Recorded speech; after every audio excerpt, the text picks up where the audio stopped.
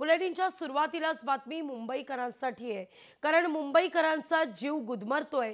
मुंबई जगातील दुसरी सर्वाधिक प्रदूषित शहर म्हणून समोर आलेलं आहे। मुंबईत हवेचा गुणवत्ता निर्देशांक 334 अंकांवर पोहोचलाय। सर्वत्र दिवाळीच्या उत्साहाचं वातावरण असताना सोमवारी मुंबईच्या हवेची गुणवत्ता अत्यंत खराब श्रेणीत नोंदवली गेलेली आहे। शहर आणि उपनगरात अनिर्बंध पटाके हे फोडण्यात आलेले आहेत, कोणतेही बंधन नाहीये आणि मोठ्या प्रमाणावर फटाके वाजवलेले आहेत। गेल्या वर्षीच्या तुलनेत यावर्षी मोठ्या प्रमाणावर फटाक्यांची आतषबाजी झालेली आहे। वांद्रे कुर्ला संकुल या ठिकाणी हवेचा मुंबईचा जो गुणवत्ता निर्देशांक नोंदवला गेलाय तो 334 पार पोहोचलाय। त्यामुळे मुंबई हे जगातलं आता दुसरं सर्वाधिक प्रदूषित शहर हे समोर येताना दिसतंय। सोमवारी सकाळी अभ्यंग स्नानाचा उत्साह साजरा करत असताना मुंबईकरांनी मोठ्या प्रमाणावर फटाके फोडलेले आहेत। हवा प्रदूषित करून टाकलेली आहे। केंद्रीय प्रदूषण नियंत्रण मंडळाने शहरातील 24 AQI मॉनिटरिंग स्टेशन्सवर हवेची गुणवत्ता तपासली आणि यामध्ये मुंबई या ठिकाणी सगळ्यात घाणेरडी हवा नोंदवण्यात आलेली आहे। खरं तर आपण 9 परिसर बघणार आहोत मुंबईतले आणि त्या प्रत्येक परिसरातला निर्देशांक आपण सुरुवातीला पाहूया। मुंबई 334, कुलाबा नेवीनगर परिसर 274, देवनार 268, विलेपार्ले 264, अंधेरी पूर्व 257, माझगाव 240, वांद्रे पूर्व, मालाड 214, वरळी 201,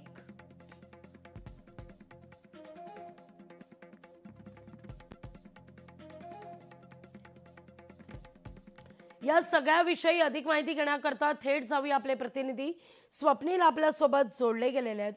स्वप्नील, खरं तर आज लक्ष्मीपूजनाचा दिवस आहे। काल पहिला दिवस होता नरक चतुर्दशीचा। तुम्ही जिथे उभे आहात त्या ठिकाणी खरं तर गेले काही दिवस सुस्पष्ट दिसत होतं स्वप्नील कुठे उभा आहे, आम्हाला ओळखता येत होतं। पण आज मात्र स्वप्नीलच्या मागे जर आम्ही पाहिलं तर मात्र सर्वत्र दृश्यमानता ही कमी झालेली पाहायला मिळते। मुंबईत हवेचा निर्देशांक अत्यंत वाईट अवस्थेत आहे। काल जर आपण पाहिलं तर मोठ्या प्रमाणावर फटाके फोडलेले आहेत। काय या सगळ्या मागे कारण आपण जाणू शकतो? काय या सगळ्या मागे कारण आहेत? गेल्या वर्षी खरं तर राज्य सरकारच्या वतीनं फटाके टाळा, ध्वनी प्रदूषण टाळा अशा जाहिराती झळकलेल्या होत्या।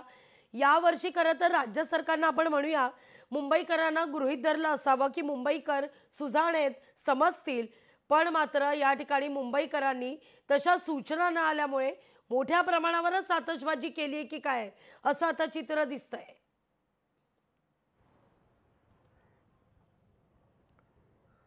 लागवी नक्कीच गेल्या वर्षीच्या तुलनेमध्ये यंदा हवेची गुणवत्ता ही अतिशय वाईट नोंदवण्यात आलेली आहे। मी ज्या ठिकाणी उभा आहे तो म्हणजे दादर येथील हा समुद्र किनारा आहे आणि इथून आपण जर बघितलं तर 10च्या सुमारास सुस्पष्ट असं दृश्यमानता दिसायची, मात्र 10 वाजता सुद्धा जे हवेमधील जे प्रदूषणाचे धुरके आहेत ते अद्यापही आपल्याला या वातावरणात दिसत आहेत। खरं तर दिवाळी सुरू झाल्यानंतर पहिल्या दिवशी हवेची गुणवत्ता ही समाधानकारक होती, मात्र आज मुंबई असेल, कुलाबा असेल, बांद्रा असेल या भागामध्ये अतिशय वाईट हवेची गुणवत्ता नोंद करण्यात आलेली आहे। AQI हे 334 पार पोहोचलेलं आहे। त्यामुळे याला अनेक कारणं आहेत, ज्यामध्ये प्रदूषणकारी फटाके हे मोठ्या प्रमाणात काल फोडण्यात आलेले आहेत। अभ्यंग स्नानाच्या दिवशी फोडण्यात आले, काल रात्री सुद्धा फोडण्यात आले होते आणि याचेच परिणाम आता आपल्याला वातावरणामध्ये आपल्याला पाहायला मिळत आहे। एकीकडे कन्स्ट्रक्शनची जी कामं आहेत, बांधकामं आहेत ती मोठ्या प्रमाणात मुंबईमध्ये सुरू आहेत। अनेक भागामध्ये विकास कामं सुरू आहेत, याचा सुद्धा फटका हा मुंबईकरांना बसलेला आहे। मात्र दिवाळी सुरू झाल्यानंतर लक्ष्मीपूजन आज आहे। आज पुन्हा मोठ्या प्रमाणात फटाक्यांच्या आतिषबाजीच्या आहेत ती संध्याकाळी, रात्री आणि मध्यरात्री सुद्धा सुरू असण्याची शक्यता आहे। त्यामुळे एकूणच उद्याची परिस्थिती ही हवेची गुणवत्ता आहे 334 वरती आज जरी असलं तरी उद्याची गुणवत्ता ही जास्तीत जास्त नोंदवली जाईल अशी चिंता जी आहे ती हवामान तज्ञांकडून व्यक्त करण्यात येते। मात्र एकीकडे राज्य सरकारने जरी आवाहन हे सर्व नागरिकांना, मुंबईकरांना केलं नसलं तरी हवामान तज्ञांकडून सर्व सुजाण नागरिकांना आणि सर्व नागरिकांना जे कमी फटाके फोडा आणि प्रदूषणकारी फटाके फोडू नयेत अशा प्रकारचं आवाहन केलेलं आहे। आज जी परिस्थिती आहे खरं तर ही मानवी आरोग्यासाठी धोकादायक आहे। त्यामुळे राज्य सरकार असेल, मुंबई महानगरपालिका असेल, प्रशासन मुंबईकरांना कशाप्रमाणे आवाहन करतं आणि प्रदूषण कमी करण्यासाठी कोणकोणत्या उपाययोजना करतं हे पाहणं महत्त्वाचं असेल। लागवी या सगळ्या संदर्भात राज्य सरकारच्या वतीनं काही पावलं उचलण्यास सुरुवात झाली आहे का? एकूणच कालची जी जर आपण परिस्थिती पाहिली, आजची जर आपण सकाळ पाहिली, या सगळ्या मुद्द्यावर काही चर्चा प्राथमिक स्तरावर पर्यावरण खात्यातून म्हणा किंवा या सगळ्याविषयी काही चर्चा होताना दिसते का? नक्कीच हवेच्या गुणवत्तेचा रिपोर्ट जो आहे तो पर्यावरण खात्याला देण्यात येतो, मात्र अद्यापही पर्यावरण खात्याकडून कोणत्याही प्रकारचं आवाहन असेल, नागरिकांना सूचना आहे ती सुद्धा करण्यात आलेली नाहीये। त्यामुळे आज या सर्व हवेच्या गुणवत्तेची किंवा जो वातावरणामध्ये बदल झालेला आहे याची दखल घेऊन पर्यावरण खातं काही निर्देश किंवा इतर सूचना हे नागरिकांना देतं का हे पाहणं महत्त्वाचं आहे। मात्र जशा प्रकारे गेल्या वर्षी प्रदूषण सुरू झाल्यानंतर बांधकाम व्यावसायिक असतील, विकास कामं असतील हे थांबवण्यात आले होते। दिवाळीच्या दरम्यान ह्या सर्व कामांना ब्रेक लावण्यात आला होता। त्याचप्रमाणे यंदा उपाययोजना करण्यात येणार का हे पाहणं महत्त्वाचं असेल। लागवी स्वप्नील, तुम्ही म्हणताय खरं तर यंदा उपाययोजना करण्यात येणार का हे पाहणं महत्त्वाचं असेल, पण तुम्हाला नाही का वाटत या सगळ्याला आता उशीर झालाय?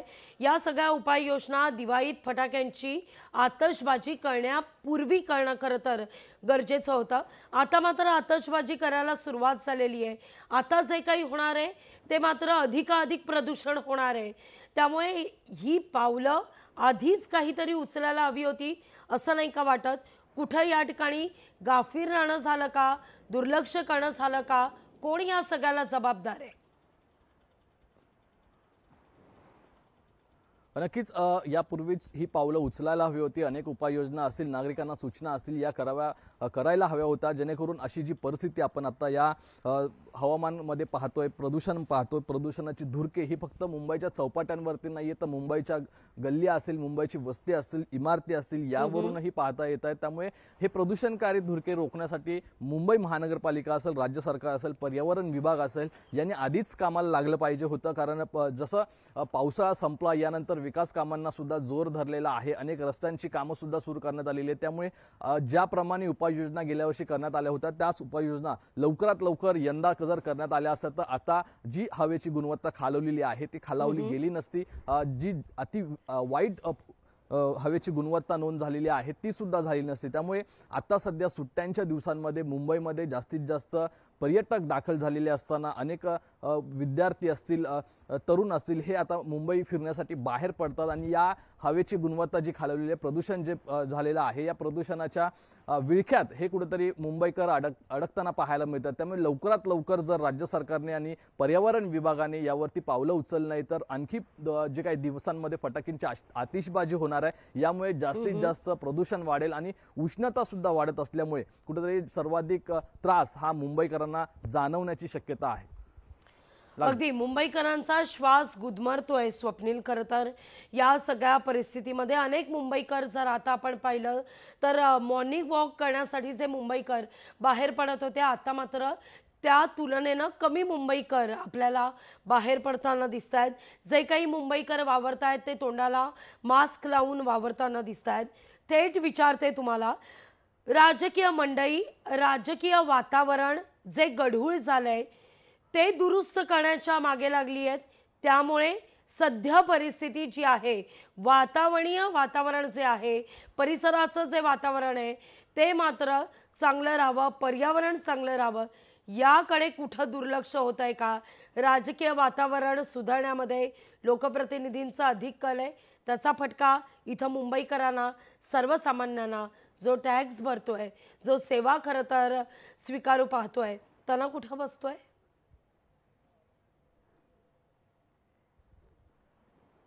लागवी नक्कीच एकीकडे हे कारण सुद्धा रास्त आहे, कारण राजकीय प्रदूषण जे झालेलं आहे, राजकारणामध्ये ज्या उलटापालट झालेल्या आहेत किंवा एकमेकांवरती टीका या सुरू आहेत, यामध्येच राजकारणी व्यस्त आहेत. कुठेतरी नागरिकांचे प्रश्न हे अद्यापही सुटताना पाहायला मिळत नाही, कारण मुंबई महानगरपालिकेमध्ये नगरसेवक नाही अशा प्रकारची कारणं ही नागरिकांकडून देण्यात येतात. मात्र मुंबईमध्ये जर बघितलं तर डीप क्लीन ड्राईव्हला उपमुख्यमंत्री एकनाथ शिंदे यांच्या हस्ते सुरुवात झाली होती. मात्र ही डीप क्लीन ड्राईव्ह पुन्हा थांबलेली आहे. जर ती डीप क्लीन ड्राईव्ह पुन्हा मुंबईमध्ये सुरू झाली असते आणि त्याची जी कंटिन्युटी आहे ती सातत्य राहिलं असतं, तर आता कुठेतरी या वातावरणातील जे हवेची प्रदूषण झालेलं आहे ते कुठेतरी कमी झालं असतं. बांधकामं विकास कामं यांच्यावरती निर्बंध आणले असते, तर त्यातून होणारा जो जास्तीत जास्त प्रदूषणाचा स्तर आहे तो सुद्धा कमी झाला असता. त्यामुळे एकीकडे राजकारणामध्ये व्यस्त असल्यामुळे कुठेतरी नागरिकांचे प्रश्न हे राहत आहेत का काय असा प्रकार जो आहे तो सध्या मुंबईमध्ये आणि महाराष्ट्रामध्ये पाहायला मिळतो. लागू अगदी स्वप्नील, या सगळ्या प्रश्नांची खरं तर उत्तरं तुम्ही पर्यावरण खात्याकडून किंवा प्रदूषण नियंत्रण मंडळाकडून घ्याल, आमच्यापर्यंत पोहोचवाल. याच नोटवर आम्ही लोकशाही मराठी ऐका, पहा, जागरूक रहा.